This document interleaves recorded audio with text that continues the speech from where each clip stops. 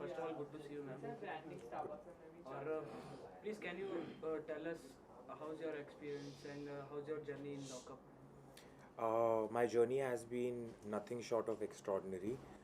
Considering this is my first year in the television industry, in the OTT space, in the reality show space, I think I am truly blessed कि मुझे एकता ने ये मौका दिया, एंडमॉल और alt Balaji ने ये मौका दिया.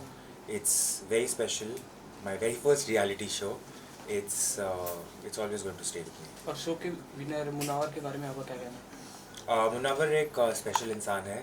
ये शो उसी के नसीब में लिखा था और मैं चाहती थी कि ये शो वही जीते, और जब वो शो जीता तो मुझे लगा कि मैं भी जीत गई. तो शो में एक मोमेंट था जिसमें निशा जी ने आपका काफ़ी साथ दिया था और करणवीर को डांटा गया था उस चीज़ के लिए, तो उसके बारे में आपका क्या कहना है?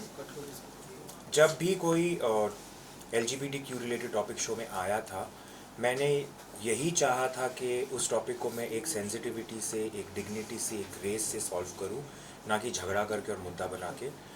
लेकिन मुझे ऐसे लगा कि मेरे से ज़्यादा बाकी के जो कैदी थे वो उसका फ़ायदा उठा रहे थे और फुटेज के लिए, दिखने के लिए वो उसका मुद्दा बनाते थे. मेरी कोशिश वो नहीं थी. मैं चाहती थी कि ये जो टॉपिक है उसको सेंसिटिवली हैंडल किया जाए. तो जब निशा ने भी वो टॉपिक पे बात की थी तो मुझे लगा कि तब वो ज़रूरी नहीं था. तो शो से बाहर आने के बाद एक इंटरव्यू में मुनावर ने कहा कि पायल में क्वालिटी नहीं थी जीतने की, तो उसमें आपका क्या कहना है?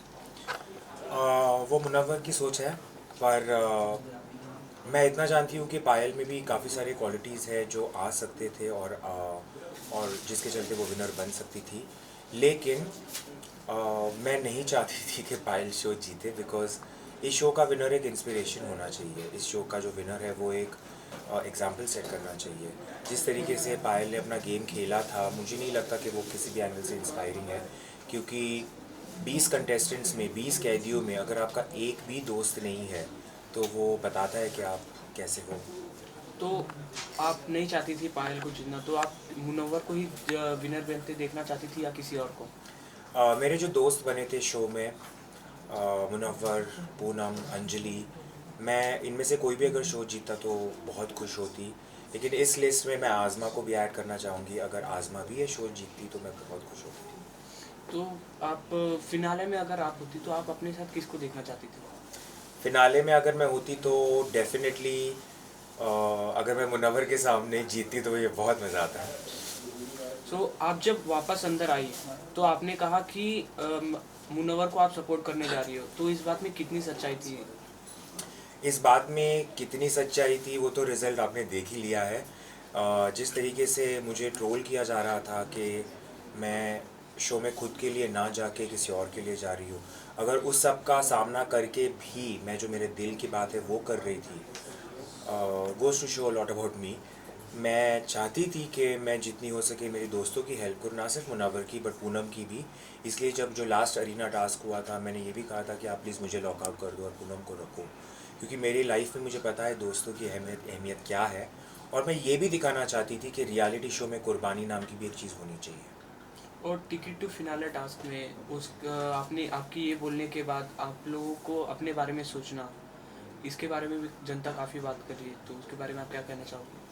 टिकट टू फिनाले का जो ब्रेक का टास्क था वहाँ मैं अंजलि को सपोर्ट कर रही थी, और जो अंजलि ने चाहा मैंने किया.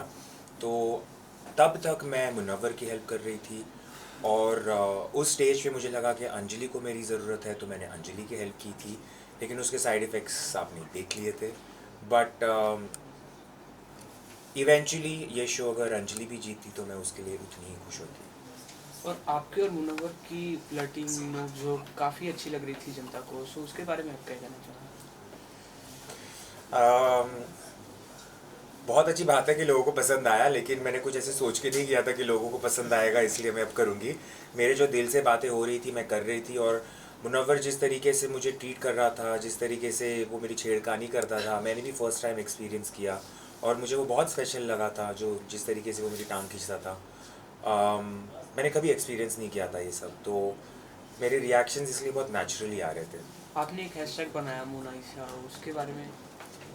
वो हैशटैग मैंने नहीं बनाया है, वो फैंस ने बनाया है. लेकिन I am very happy that people got to see this side of a relationship as well कि दो एक लड़का और लड़की ऐसे भी दोस्त हो सकते हैं। सो घर में किसी के साथ ऐसा कि जेलेसी हो या काफ़ी अच्छा लगता हो उसके बारे में, मतलब कोई इंसान?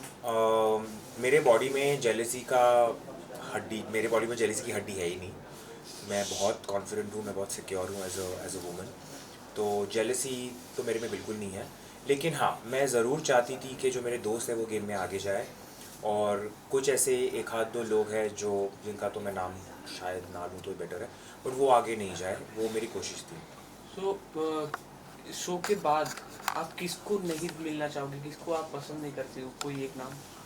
अम, आपको पता है वो नाम क्या है, मैं उस इंसान को इम्पोर्टेंस भी नहीं देना चाहती हूँ, बट बाकी जो मेरे दोस्त हैं उनसे मैं टच में हूँ, रहूँगी।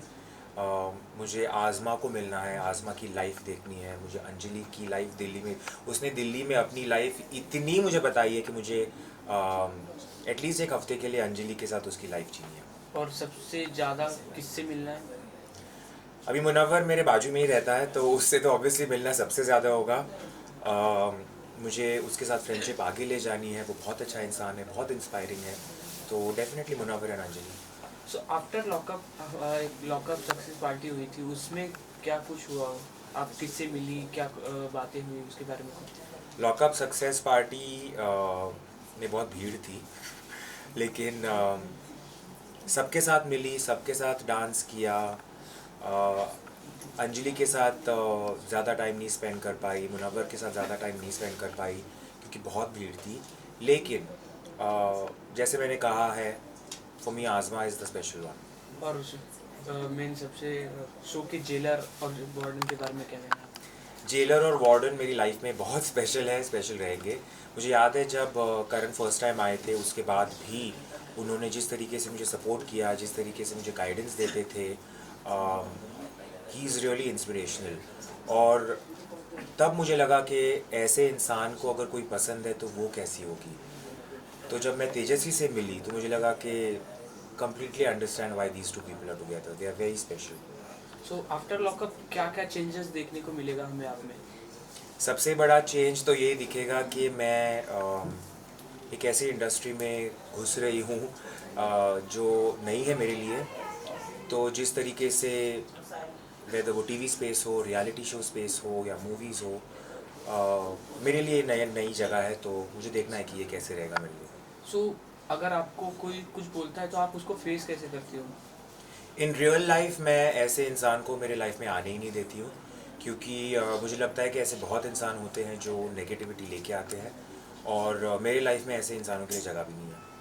और इसके अलावा हम आपको किसी शो में देखेंगे या आप जाना चाहती हो? मैं सब करना चाहती हूँ।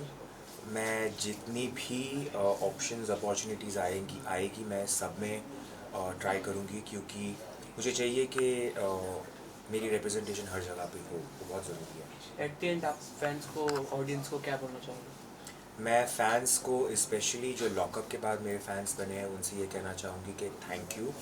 आपने जो भर भर के मुझे वोट किया है, उसके चलते मैं शो नहीं जीती, लेकिन मैं लाइफ में जो सब जीतने वाली हूँ वो आपकी वजह से। Thank you so much. Thank you.